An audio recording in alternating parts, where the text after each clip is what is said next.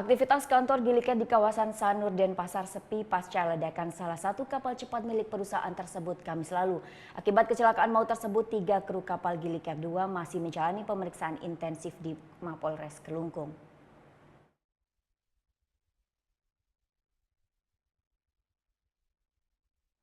Kantor pusat Giliket di Jalan Danau Tamblingan Sanur Denpasar sepi pasca ledakan kapal Giliket 2 di dermaga Rakyat Padangbai Kamis lalu. 2 bangunan kantor Giliket di area pertokoan kawasan Danau Tamblingan Sanur ini tertutup rapat saat jam kerja. Di dalam kantor sejumlah karyawan masih melakukan aktivitas pekerjaan. Namun staf maupun pengelola kantor Giliket menolak saat akan diwawancara terkait kecelakaan yang menewaskan 2 wisatawan asing tersebut. Sampai saat ini polisi masih memeriksa intensif 3 kru kapal Giliket 2 yang berada di atas kapal saat kecelakaan terjadi. Mesin kapal cepat Giliket 2 Kamis pagi meledak sesaat setelah berangkat dari dermaga Rakyat Padangbai menuju Gili Trawangan Lombok. Akibat peristiwa ini 2 wisatawan asing tewas sementara 20 penumpang lainnya luka-luka.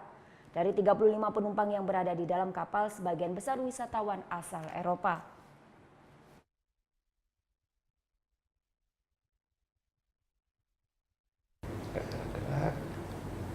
Oke, sekarang aku coba.